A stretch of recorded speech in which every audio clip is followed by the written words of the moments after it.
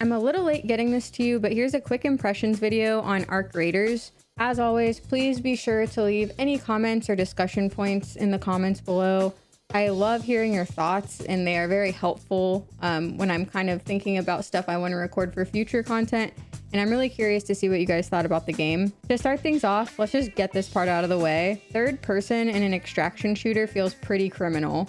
But towards the end of the playtest, I did not care that it was third person. There was just something about the fights that were so unique. And honestly, the game, I was just having a really great time and forgot about my complaints about it being in third person. I'm curious to see if that happened for any of you as well. Next, we get a pet chimpkin and its name is Scrappy. He brings you little parts that are really useful in crafting between every raid, and he's life. You can even level him as well, so he brings you more stuff. I'm pretty sure that's what the mechanic is. Also, it might be a rooster, I wasn't paying attention, but I love him very much. Next off, I'm a huge fan of the build crafting implemented in the game. You can craft every single thing you could ever need. At least it feels that way, which is really, really big for in-game progression. It makes the little low tier bad ingredients or parts for crafts feel extremely valuable. I found myself often having to make the choice to drop high selling materials or high selling items for cheaper parts needed for upgrades. That kind of loot tension in an extraction shooter is it's one of my favorite parts of the genre. There's something intoxicating almost about getting out with a packed bag of loot that's not necessarily valuable, but it's valuable to you because it's a solid investment into your benches, your hideout, whatever. I was grinding the craft benches like a madwoman, and I was able to craft really high tier gear by the end of the playtest. I think the system as a whole felt pretty locked in. You can even craft in the middle of a raid, which is kind of insane. Crafting in the game almost feels really necessary as well, because the meds, ammo, and other items are pretty expensive to purchase from traders. They didn't feel as expensive towards the end of the playtest when I was like flush with cash, but the beginning was pretty big struggle for me, which is another point that I actually enjoy. This kind of segues into my next piece of the game that I enjoyed. It's quite forgiving and gives the option to run a free kit if you're really struggling. This is essentially a Scav kit if you've ever played Tarkov. I had quite a few runs where I just went in with Scav gear and left the raid wearing blue armor and had a bunch of loot. I was a little bummed initially to find out that you couldn't equip or change augments in the middle of the raid, which dictate your bag size. I feel like if I kill an enemy that drops a purple augment, I'm gonna want to be able to equip it and have a bigger bag. But I'm suspecting that they made that decision for balancing purposes that are beyond my understanding. We'll see. Speaking of balance, there were very obvious meta kits toward the end of the test. There's a machine gun that just kind of shreds you very, very quickly, and towards the end I saw a lot of purple shields with that blue machine gun running around. When Jesse, Fixate, and I were running this, I think we went a full 6 hours before we died to anything. It seems kind of overpowered compared to some of the other weapons. Another weapon I want to talk about is the Osprey. It's the scoped sniper in the game that uses medium ammo. Initially, I was bummed that the sniper didn't headshot insta-down, and then I realized how insanely OP that would be since, one, it's the only scoped weapon that we had in the playtest, and trying to shoot back at someone with a sniper when just using iron sights is kind of painful. Sniping's really fun, but I am now a big fan of the balance that they have in place for it, even though I was complaining about it before. As for other guns, I had really hit or miss experiences with how they went in a fight. I liked the shotgun at times, then other times I thought I was shooting air pellets, so I just didn't use them very frequently, but a lot of people seem to love them. The ARs kind of felt whatever to me, which I'm guessing has something to do with the third person aspect. I love the bolt actions a lot, but if I had to pick one single gun to run for the rest of the time, it would be the Anvil. It's a heavy ammo pistol and it just hits hard. It feels really, really solid damage-wise. I loved using it for arc and for mid-range player fights. As soon as the players would push, I would just pull out the LMG and shred them to pieces.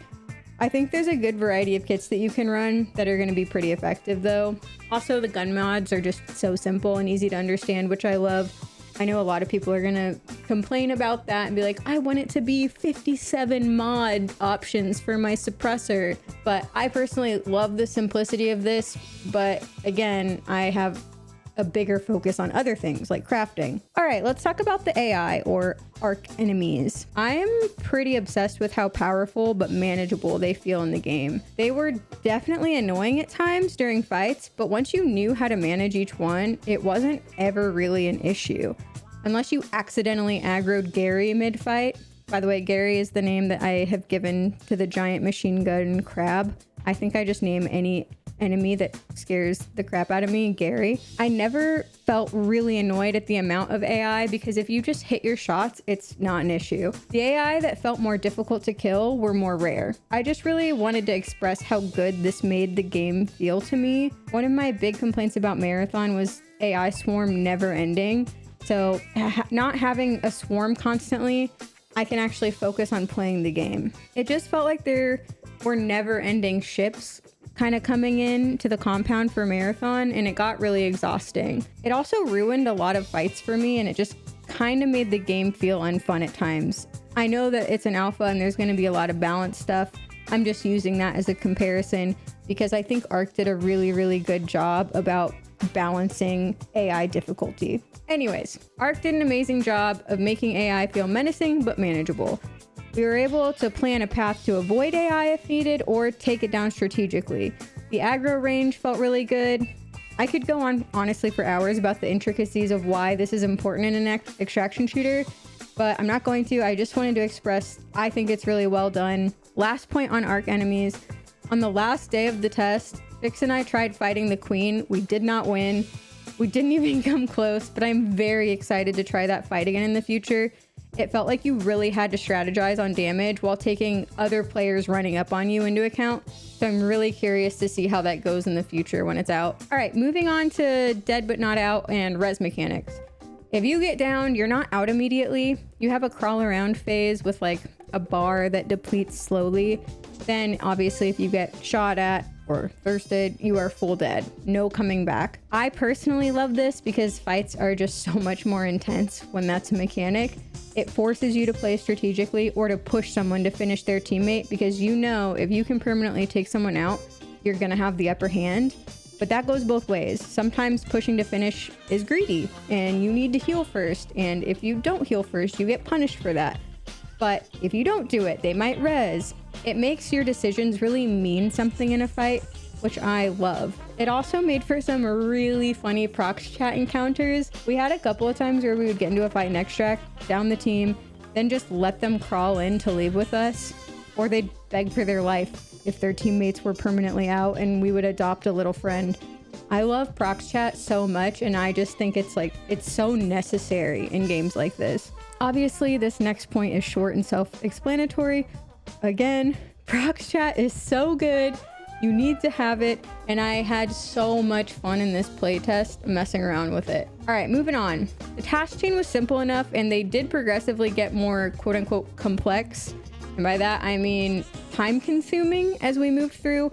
For the most part, you really only had one task at a time, but every once in a while, you'd have two going at the same time. I'm gonna be honest, I did not once look at what I got for a task or read why I was doing a task, but that could just be a me problem. I didn't really feel super pulled into why I was doing anything. It kind of felt like Tarkov tasking. I just did it because it told me to. Also, I ran through the last portion of tasks with Fixate so he could unlock a legendary gun meant to be used for the Queen. So that was very cool. And now I'm like, oh, okay, like maybe there's some cool story wrapped around that. So next time I'm going to try to do a better job about paying attention to what it is and why I'm doing it. This is a really random thing to jump to, but I do not like listening to Lance the medic guy talk. He sounds like a robot New Jersey mom that smokes 2 packs a day. So whenever I had a task for him, I would get really mad. Anyways, let's talk about loot for a moment. Everything felt valuable. Even some of the gray valuable items were good to take out for extra cash, even though they seem lower tier. But every part felt important because a lot of them were. You need so many different components for upgrades. So looting just felt crazy good. You got forced into situations where you'd be like, I need both of these for different upgrades, but I need this upgrade more. So you'd have to leave something behind. Even if you aren't an upgrade Andy like me, loot feels really good. Locked keys didn't feel impossible to find. And usually those rooms have a guaranteed weapon case or special bag, which felt like they usually had pretty good stuff in them. You could also find these kind of randomly around the map, which is great.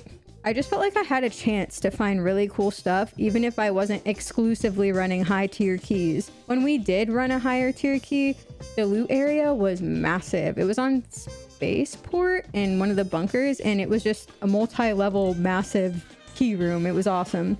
It didn't feel overpowered though, if that makes sense. It was really material heavy with like a few weapon cases scattered throughout, but the loot just felt balanced to me. Keep in mind though, I only played for a few days, and that could just be the honeymoon phase because again, after a few days, I already was running purple stuff, so that could potentially be an issue. All right, let's talk about consumables and armor. I always needed a ton of meds on me to recharge my shield, but I kind of love that eventually your shield will just break and need to be repaired out of raid. It punishes you for getting hit over and over without killing whatever keeps hitting you. Eventually, I suspect people are just gonna start bringing in backup shields. There's a few tiers of bandages as well for your HP bar. They all felt fine and balanced. I definitely used more shield recharges than anything. Another pretty useful consumable is a defibrillator. It makes it so you can res a downed teammate fast, and they come up with half their HP bar. I think it's pretty awesome because it encourages people to, one, fill one of their consumable slots and carry an important item into the game.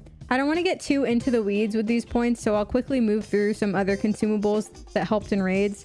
Zip lines were massive and helped us get into and out of fights very quickly. I didn't really use the wand thing that makes it so the arc don't aggro on you, but I could see that being useful in certain situations. Grenades obviously also very useful, and there's a big variety of them. Higher tier ones being more powerful. I'm definitely forgetting other stuff that I used, but I gotta move on. This is supposed to be a quick recap.